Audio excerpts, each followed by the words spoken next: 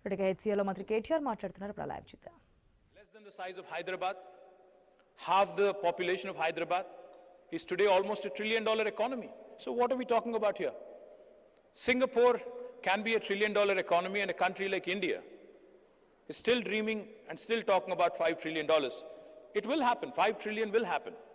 No matter if there is a government in Delhi or Hyderabad, it will happen.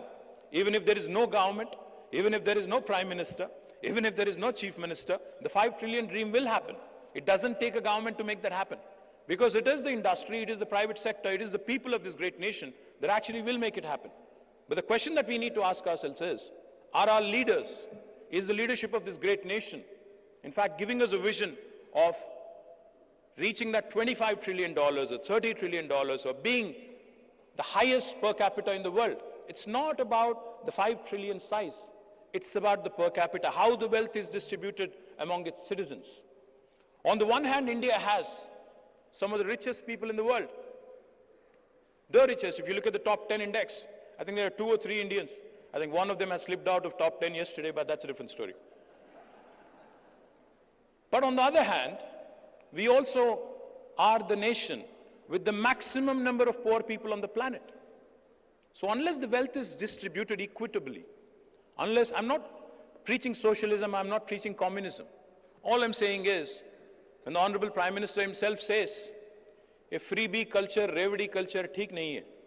Let me remind all of you in this room, we are still a third world country with the maximum number of poor people on the planet. While 5 trillion, 10 trillion goals are laudable, ambitious, noteworthy, praiseworthy, the fact remains, unless a government in India, every government in India, takes care of its most vulnerable, there will come a day when civil strife will ensue. And all those who are sitting here in the comforts of this wonderful auditorium will not be able to have such meetings if there is civil strife. So it is the bounden responsibility, it is the fundamental responsibility of every single government in this great nation to ensure that while the economy grows, the wealth also gets distributed. While the economy grows, the most vulnerable is also taken care of, and ensure that development and welfare go hand in hand. Now in Telangana, we have done exactly that. In the last 8 years, just to give you numbers, our per capita in 2014 in Telangana was 1,24,000 rupees.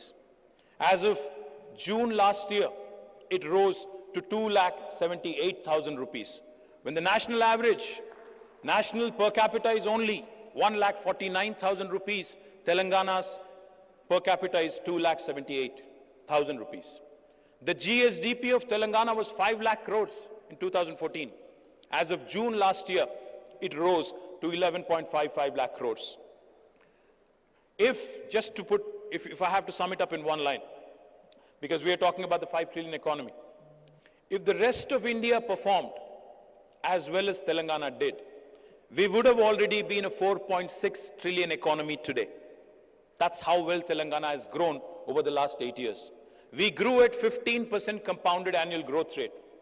We are a state, in terms of population, we are only 2.5% of India, but we contribute 5% to the GDP of India. So we are literally a 50-kilo boxer fighting in a 100-kilo category. We are punching double our weight.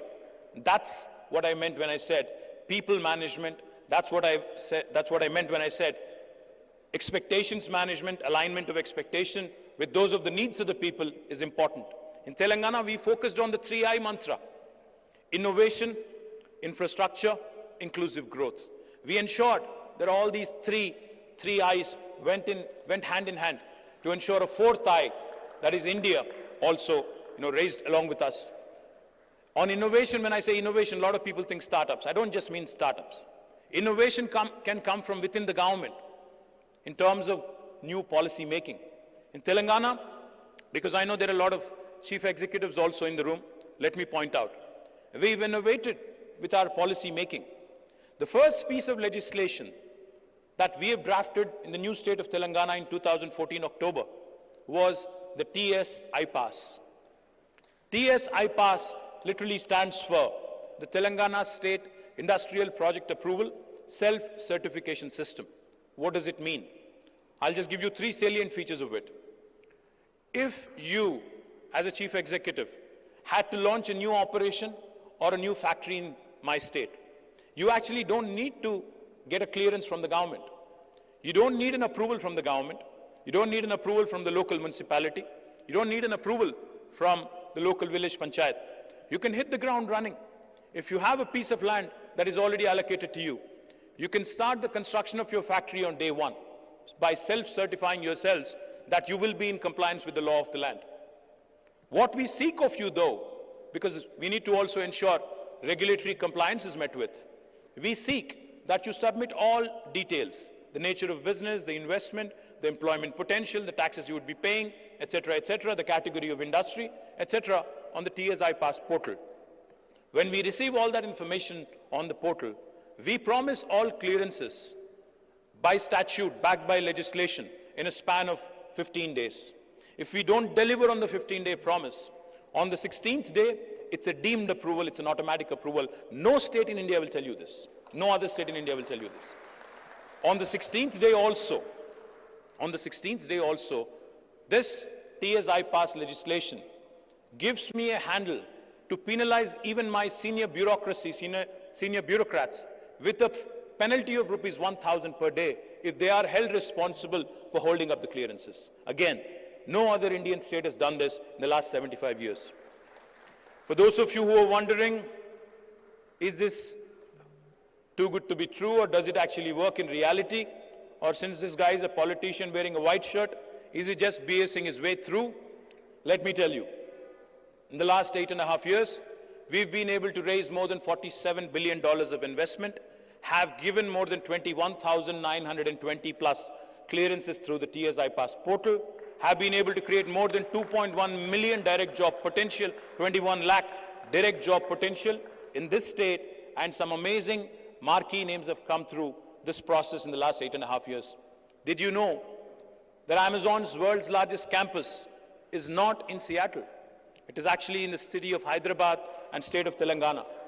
Did you know that Apple, Google, Meta, Microsoft, Uber, Micron, ServiceNow, Qualcomm, Novartis, all of their second largest campuses in the world, Medtronic's second largest campuses in the world, are in this city of Hyderabad, in Telangana. Did you know